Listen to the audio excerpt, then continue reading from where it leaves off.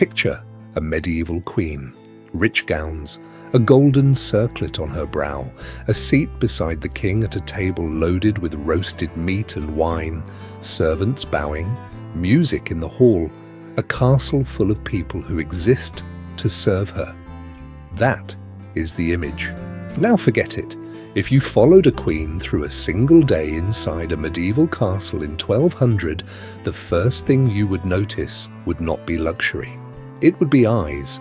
Eyes when she wakes, eyes when she dresses, eyes when she prays, eyes when she eats, eyes when she walks through a corridor, eyes when she sits in silence, eyes when she tries to be alone, because she is never alone. A queen in a medieval castle had the finest room, the finest bed, the finest gown, and the highest seat in the hall. She also had almost no privacy, almost no freedom, and almost no power to decide how her own day would begin or end. She did not wake gently. She woke to hands pulling back her curtains, a basin of cold water already waiting, and women standing, ready to dress her body for an audience she did not choose. She did not eat in peace. She ate while the entire hall studied her expression. She did not walk freely. She walked through corridors where guards stepped aside, servants lowered their eyes, and every door she passed through was opened by someone else's hand. Her marriage was not her choice. Her children were not just her children, they were political assets. Her body was not her own. It belonged to the dynasty. And the castle, the grand, imposing castle that looked like power from the road, was often less a home and more a prison made of stone. We are going to spend a full day with her. We will wake in her chamber, stand beside her as she is dressed for the court, walk with her through the chapel, sit at the high table, follow her through the duties and dangers that filled every hour, and end the night behind the heavy door of her room. A room that was never truly private. This is not queenship as fairy tale. It is queenship as confinement, performance, and survival. Before the queen opens her eyes, the castle is already awake around her. Somewhere below in the kitchens, a fire is being stirred back to life. In the stables, a groom speaks quietly to a horse. On the wall walk, a guard shifts his weight from one foot to the other and watches the grey horizon. In the corridor outside her chamber, a lady in waiting sits on a bench, waiting for the first sound of movement from within. The Queen's chamber is the finest room given to a woman in this castle, and it is still a stone room. The shutters are latched against the wind, but the cold has found its way in anyway, through the gaps, through the walls, through the floor. The fire in the hearth burned down during the night, and what remains is ash and a faint glow that gives warmth to nothing beyond arm's reach. A tapestry on the wall shows a hunting scene in faded colour. It is there for insulation as much as beauty. It helps, not enough. The air smells of wood smoke, tallow, damp stone, and the lingering closeness of a room that has been shut since nightfall. She sleeps in a heavy bed, raised off the floor on a wooden frame, curtained on all sides, thick fabric meant to hold whatever warmth the body gives off during the night, layered with linen sheets, woolen blankets, and fur.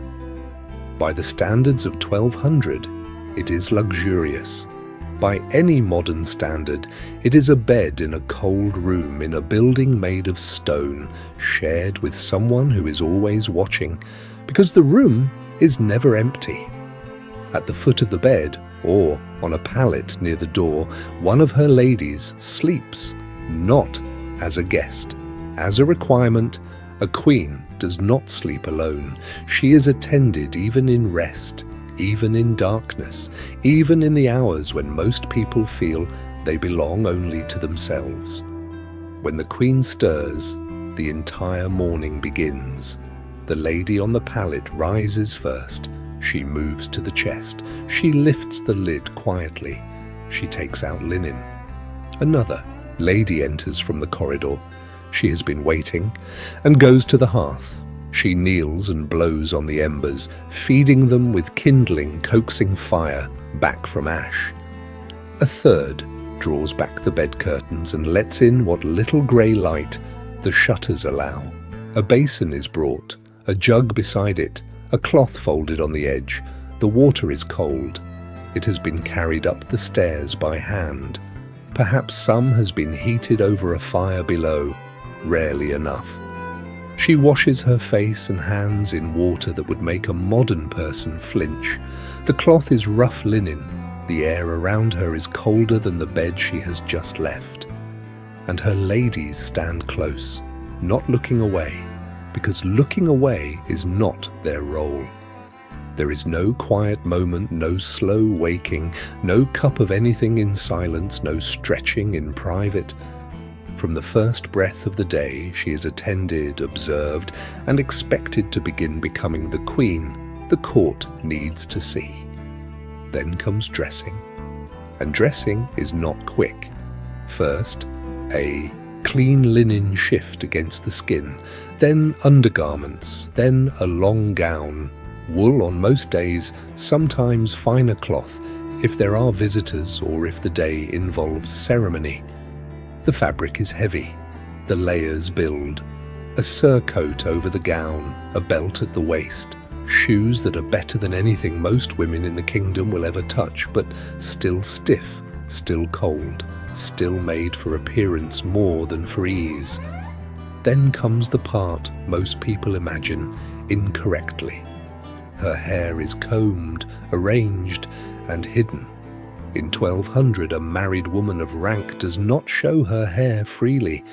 A linen veil or wimple covers it, wrapped around, pinned into place, secured so that what was once something personal, something her own, becomes something managed by other hands every single morning. By the time she steps from the chamber into the corridor, she has already been washed, dressed, layered, pinned, inspected, and approved.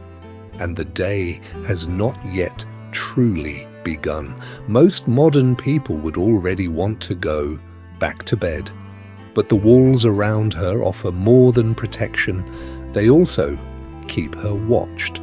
To understand a queen's life in 1200, you must first understand how she arrived in the castle. She did not choose to be there. In almost every case, a queen's marriage was arranged. Not for love, not for companionship, for alliance, for territory, for peace between two families, two regions, or two kingdoms that needed each other more than they needed her consent. She may have been promised as a child. She may have met her husband days before the wedding. She may have been sent across borders, across the sea, away from every person she had known, to live in a castle she had never seen, among people who spoke a language she was still learning, married to a man whose affections were a political calculation rather than a personal one. This was normal, expected, unquestioned. Her value was understood clearly by everyone around her. She was the bridge between two powers. She carried the future of the dynasty in her body. She was expected to produce heirs, sons specifically, and her failure to do so was not treated as misfortune. It was treated as a political crisis.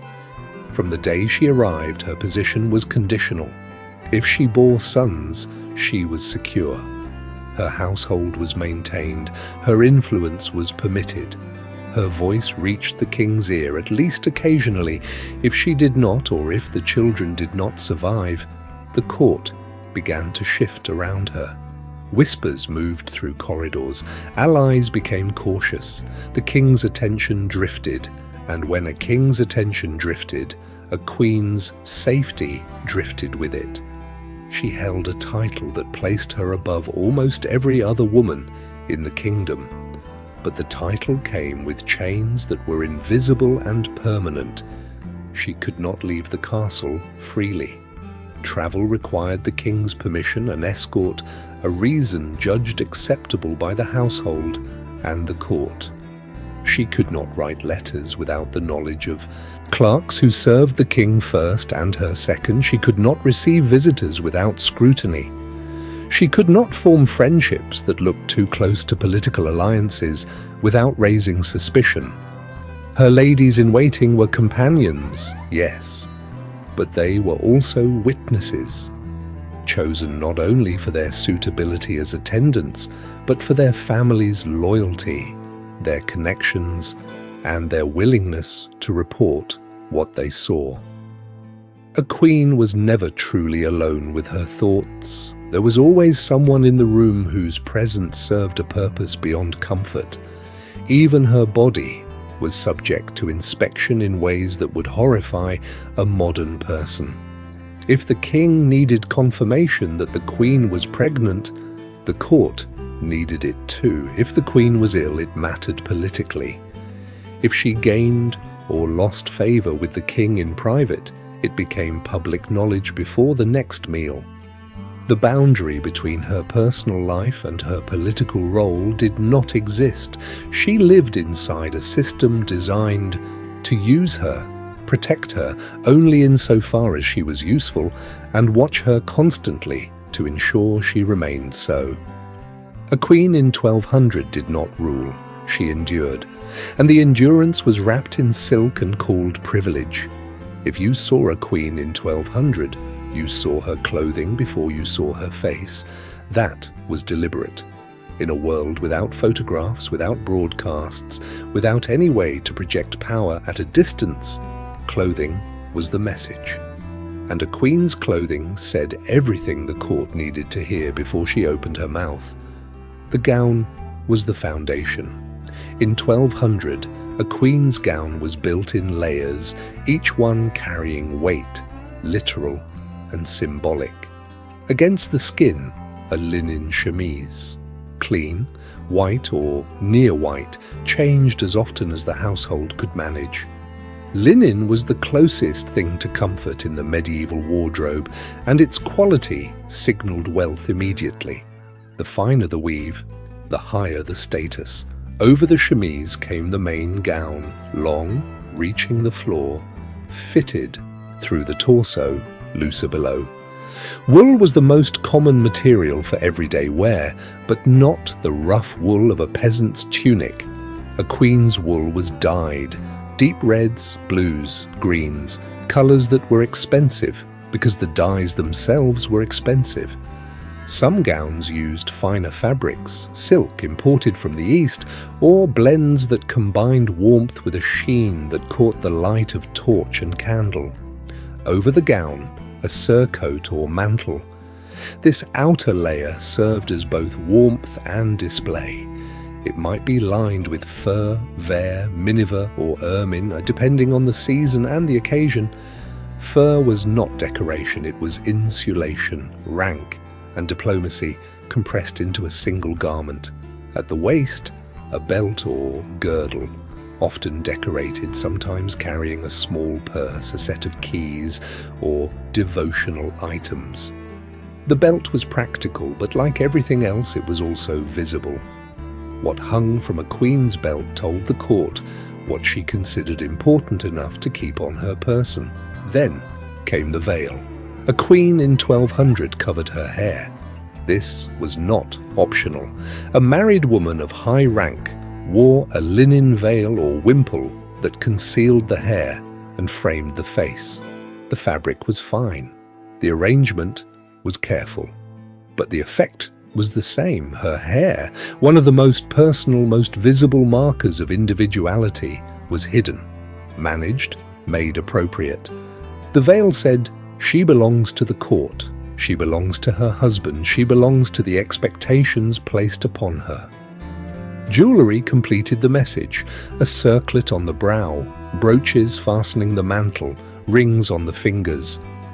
These were not personal adornments chosen for pleasure, they were diplomatic tools. A brooch given by an ally, a ring that signaled a family connection. a circlet that reminded every person in the hall that this woman stood closer to the crown than anyone except the king himself. Getting dressed was not vanity, it was armor. Every morning the queen's body was transformed from a private person into a public statement. By the time she stepped from the chamber into the corridor, her gown, her veil, her jewels, and her posture had already spoken on her behalf. The court read her appearance the way a general reads a battlefield, looking for signals, weakness, alliance, and intent. And the weight of it was real. The layers of wool, the stiffness of formal dress, the pins holding the veil, the heaviness of a fur-lined mantle. She carried her status on her body all day long, and by evening the relief of removing it was one of the few private comforts the castle allowed. Clothes were not just what she wore, they were the first wall of her confinement. After dressing, the Queen's day did not open into freedom. It opened into a schedule that belonged to everyone but her. The first obligation was prayer. She walked from her chamber through a guarded corridor attended by her ladies toward the chapel. The passage was stone, the air was cold, servants lowered their eyes as she passed. A guard stepped aside.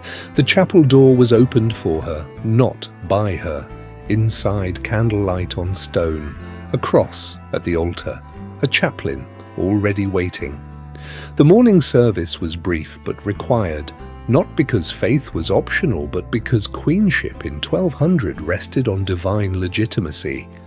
She was queen because God permitted it. And so the day began by acknowledging God, whether she felt devout that morning or not. After chapel, the first real business began. A queen in 1200 was not passive. The image of a queen sitting idle in a tower waiting for the king to return is a fantasy invented centuries later. In reality, she managed. She oversaw sections of the household. She approved expenditures for her own chambers and attendants. She received reports from servants about the condition of the stores under her authority. She supervised the women's quarters, the spinning, the sewing, the preparation of cloth and garments. She kept accounts, or had a clerk keep them, on her behalf, and she reviewed them. If the king was away, at war, at court elsewhere, on progress through his lands, the queen's responsibilities expanded. She might govern in his absence. She might receive messengers. She might make decisions that affected the castle and the surrounding holdings. She might write letters sealed with her own seal, letters that carried weight because they came from the crown's closest representative. But even when the king was present, her duties filled the day.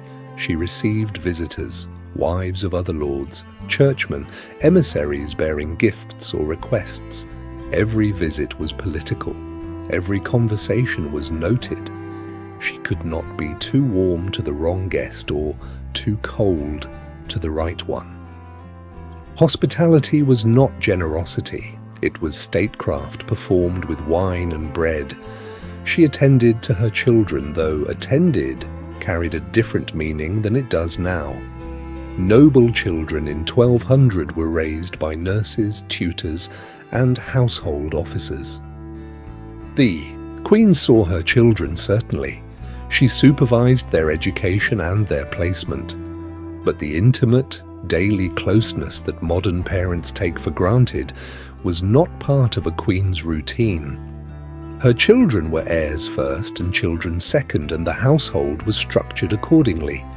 Between audiences and accounts, she might walk in the enclosed garden, if the castle had one.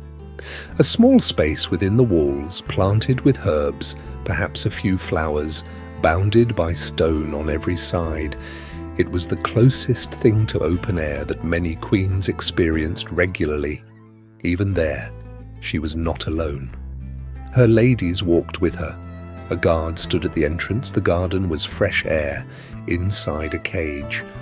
She ate her midday meal in the hall, or if the day allowed, in her private solar. The food was better than what most people in the kingdom would ever taste, but the meal, like everything else, was observed. Who served her, what she ate, how much, whether she spoke, whether she smiled. The court consumed her behavior along with the bread. By the middle of the afternoon, she had prayed, managed, received, supervised, eaten, and spoken carefully for hours. And the day was only half finished.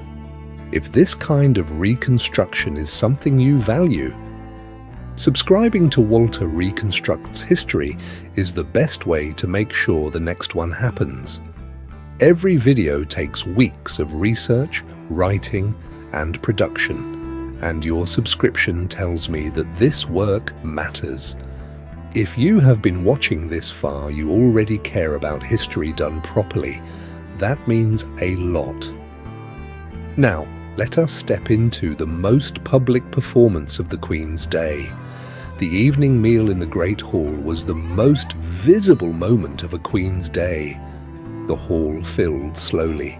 Trestle tables were set, benches dragged into position, rushes on the floor released the smell of herbs and old food. Torches were lit along the walls, throwing uneven light across stone and timber. Smoke thickened near the ceiling. Servants moved between the tables carrying bread, jugs of ale, platters of meat. At the far end of the hall on the dais, the high table waited. The Queen sat beside the King, or if the King was absent, she sat at the center of the high table herself, the highest ranking person in the room. Either way, her position was elevated, physically and symbolically. She looked down over the hall. The hall looked up at her.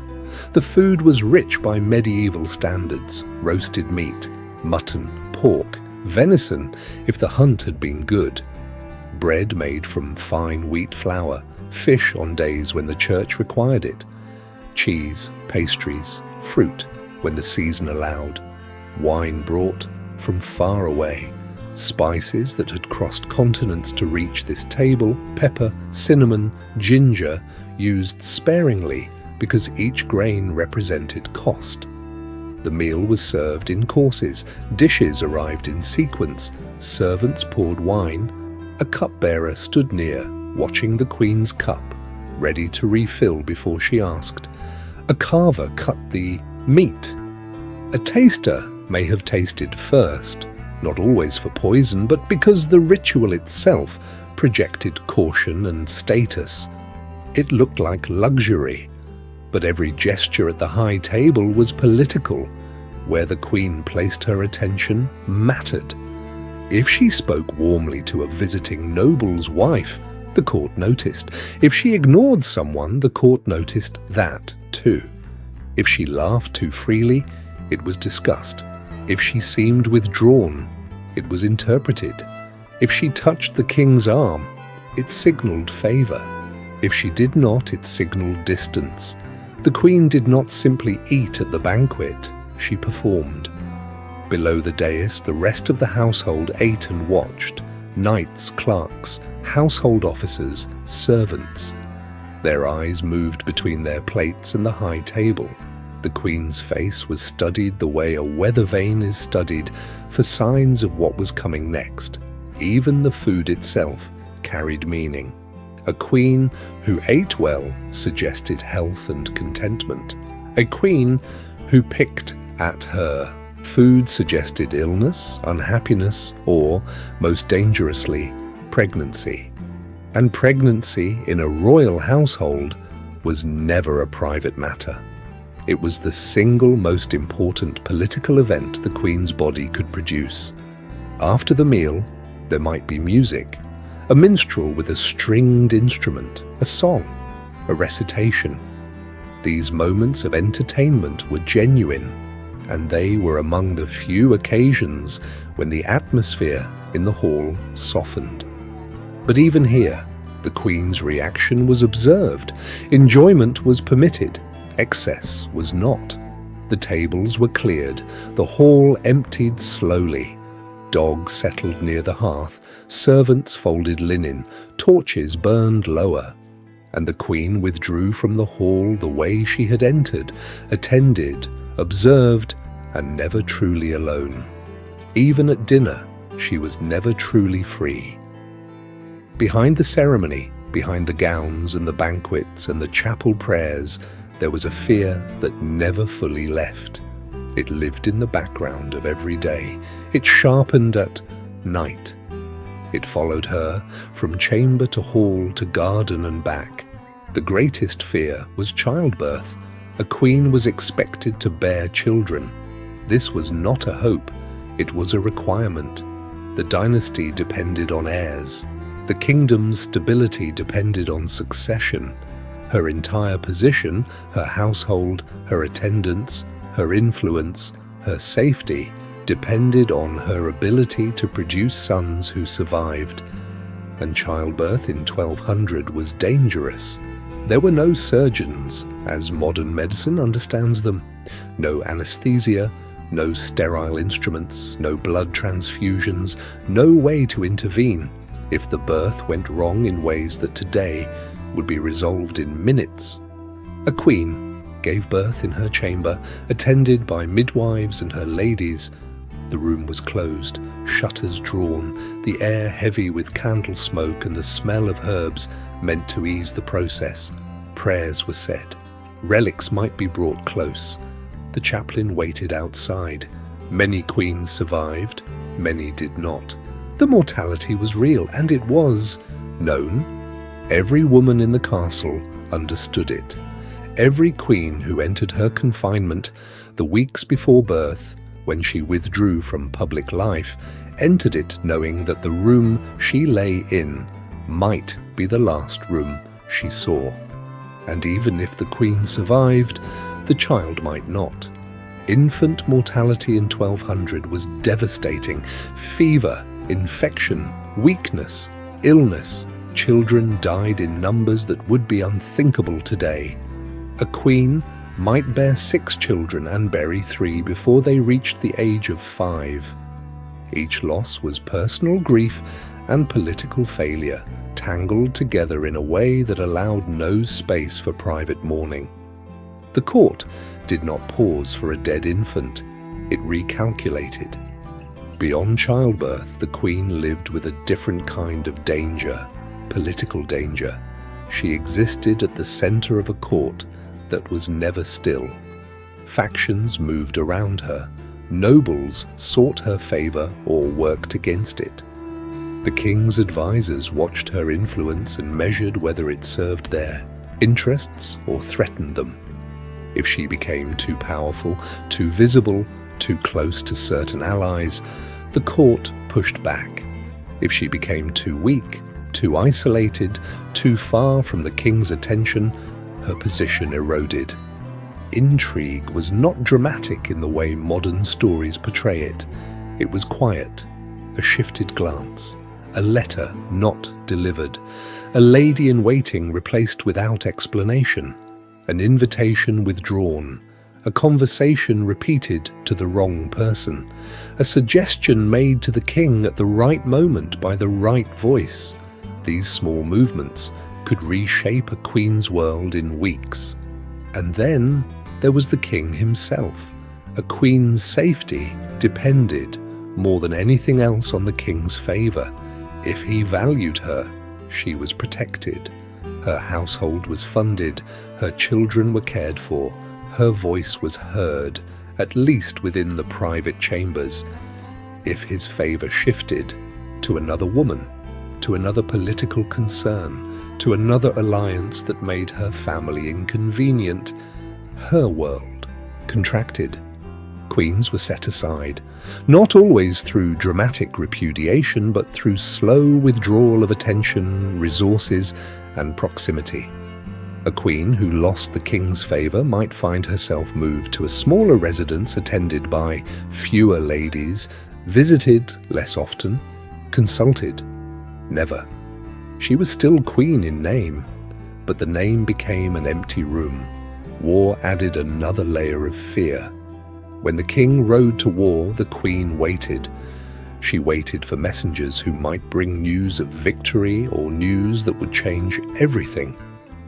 If the king died in battle, her future depended on the mercy of whoever came next, a new king, a regent, a faction that may or may not see value in keeping her alive, housed, and acknowledged.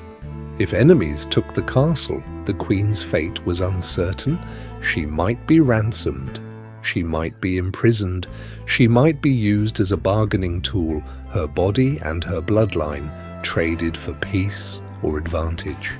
The walls that kept her confined in peacetime might not keep her safe in war.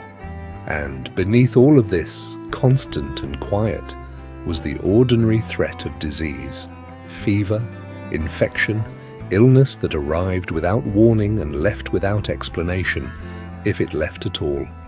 Medicine in 1200 was a mixture of herbal knowledge, religious faith, and guesswork. Bloodletting was common. Prayer was prescribed alongside poultices. If a queen fell seriously ill, the best the castle could offer was rest, warmth, broth, and hope. She knew this. Every woman in the castle knew it. The fear was not one single threat. It was a web of threats that surrounded her always.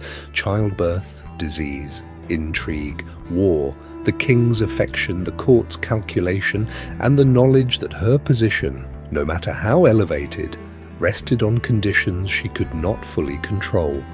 She wore a crown. But the crown did not make her safe. It made her visible. And in a medieval castle, visibility was its own kind of danger. By the time evening settled over the castle, the truth of the queen's life became hardest to ignore.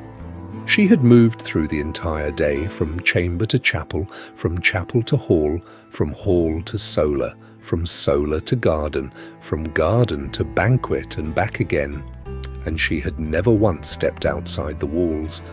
Not because the weather was bad, not because there was danger on the roads, but because queens, in practice, rarely left. The castle was her world. Its corridors were her corridors. Its courtyard was her sky. Its garden, if she had one, was her countryside. The walls that rose around her were not boundaries she could negotiate. They were the fixed edges of her life, and they moved only when the king decided they should move. If the court relocated to another castle, another manor, another city, she travelled with it, under escort, along a route chosen by others, at a pace set by others, to a destination decided by others. The journey itself was not freedom. It was movement within the same structure, carried from one set of walls to the next. Inside the castle, her movements were known at all times. Her ladies accompanied her. Guards stood at every passage. Servants saw where she went, when she went, and who she saw. If she wished to speak to someone privately, true privacy was almost impossible. There was always a door half open, a lady nearby, a clerk within earshot, a guard whose presence meant that someone would know. Her correspondence was managed. Letters she wrote passed through hands that could read them before they were sealed. Letters she received arrived through the same channels. If the king wished to know what she had written or received, the system made that knowledge available to him without effort. Her friendships were watched. A queen who became too close to a particular noble family invited suspicion. A queen who corresponded too frequently with a foreign court invited worse. Even her devotional life, her prayers, her charitable giving, her relationship with the church was observed for signs of influence, alliance, or independence that exceeded what the court judged appropriate. She could not walk through the gatehouse and ride into the countryside alone. She could not visit her own family without permission. She could not choose her own companions without approval. She could not decide where to sleep what to eat, when to travel, or how to spend a single day without the invisible structure of the court shaping every choice around her. The castle protected her from the world, but it also kept the world away from her. At night, this truth was sharpest. The fire burned low, the chamber grew cold, the candles guttered. Beyond the shuttered windows, the country stretched away in darkness. Fields, forests, rivers, villages, roads she had never walked, skies she had only seen framed by stone. Her ladies settled onto their pallets. The guard took his place outside the door.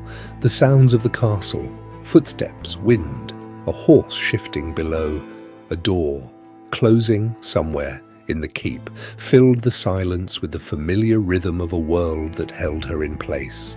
She lay in the best bed in the castle, and the bed was still inside the walls.